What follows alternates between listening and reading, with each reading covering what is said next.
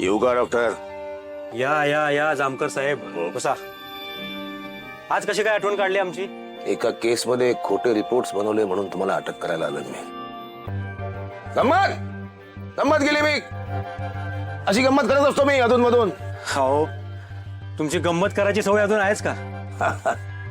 Doctor माझी चिमणी तिला मळमळतंय, उलट्या होतात. हो जामकर साहेब, मी पक्ष्यांचा डॉक्टर नाहीये.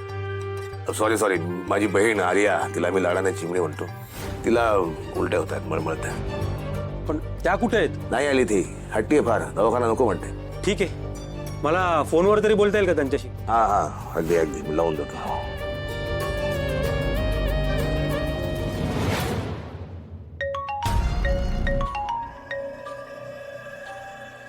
दादाचा फोन आहे. उचल.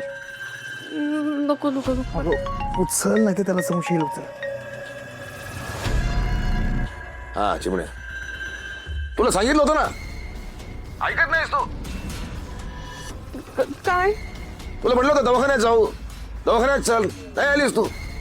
डॉक्टर माझ्यासमोर आहेत, त्यांच्याशी बोल. दादा काही गरजच नाहीये गोळ्यांची. ते त्यांना ठरवू दे, बोल त्यांच्याशी बोल. हॅलो, हा नमस्कार ताई, बोला काय होतंय? पोट त्यात मळमळतंय, डोकं दुखतंय. काही बाहेरचं खाल्लं होतं का रात्री? हो, चायनीज. लागतच नाही अहो झोप मला आजकाल. ठीक आहे, मी बोलतो दादांशी. Okay, thank you. काय वाटतं डॉक्टर, काय झालं असेल? हो काही नाही, बाहेरचं खाल्लंय म्हणतात. म्हणजे तेलकट मसाले जर खाल्लं असणार आणि रात्रभर पुरेशी झोपही झाली नाही, म्हणजे ऍसिडिटीच असणार.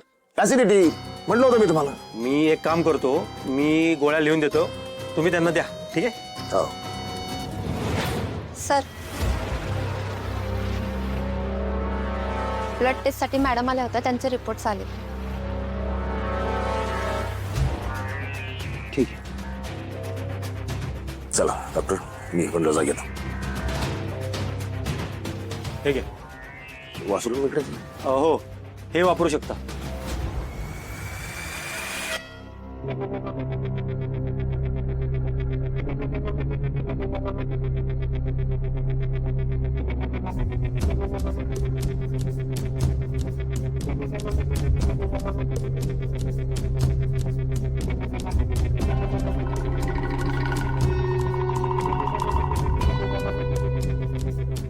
कशाला हायपर होतेस तू?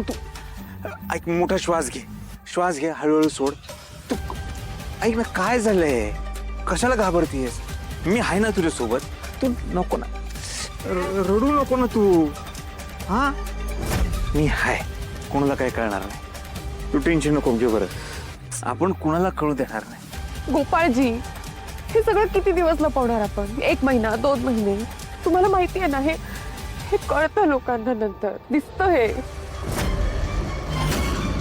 अरे हे अजिबात कोणाला कळणार नाही. जोपर्यंत आपण स्वतःहून सांगत नाही त्यांना, तोपर्यंत कळणार नाही की माझी आर्या प्रेग्नंट आहे.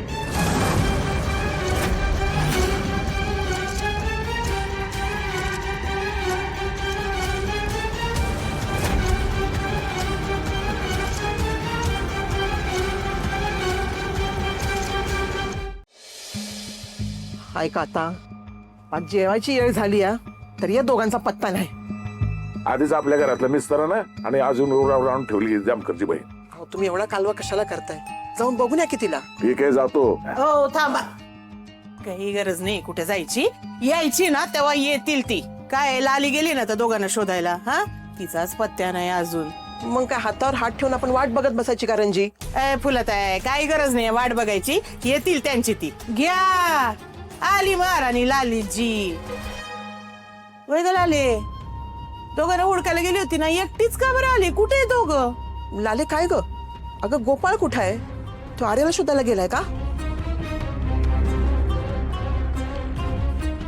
लाले,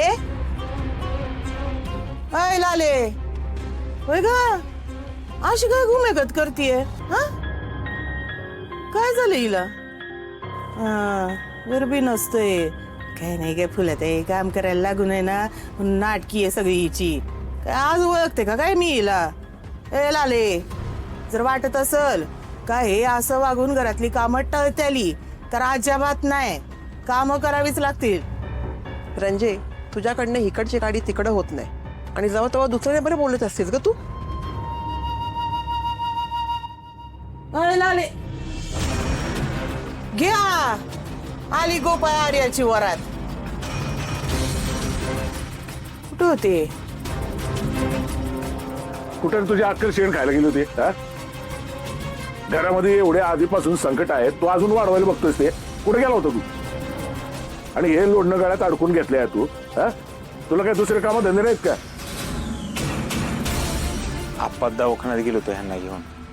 त्यांना बरं वाटत नव्हतं म्हणून गेलो होतो दवाखान्यात. तिकडं लय गर्दी होती म्हणून उशीर लागला. अरे पण हॉस्पिटल काय तुझ्या बापच आहे होय? तूच घेऊन जायला, दुसरं कुठं नव्हतं का हिला घेऊन जायला? अहो, मी सकाळी ना ललिताईंकडे गेले होते मंदिरात, पण त्या खूप महत्वाच्या कामात होत्या आणि रंजना अक्का, फुला अक्काला माहित असेल नसेल दवाखाना, म्हणून मी गोपाळजींसोबत गेले होते. अरे पण आमच्याच घरातलं पाहिजे असं काही नियम आहे का हा? तुझा सक्का भाऊ आहे ना, तर नुसता नावाला भाऊ आहे, त्याची काही जबाबदारी नाही का? त्याला बरोबर घेऊन जायचं होतं हा? तो गेला असता सरकारी जीप घेऊन. अरे तर आमच्या घराची त्याचं काय वावड आहे आम्हालाच काय माहित नाही. जेव्हा येतो ना जसा तावा तावातच येतो. त्याला जर कळलं असतं की तू आजारी आणि माझा लेक तुला हॉस्पिटलमध्ये घेऊन गेला तर तो चौताळला असता अजून, आणि तुला काही झालं असतं तर त्याने आम्हाला जेलातच टाकलं असतं. माझ्या लेकाला तर कधी फाशीवर टाकतो असं झालंय त्याला.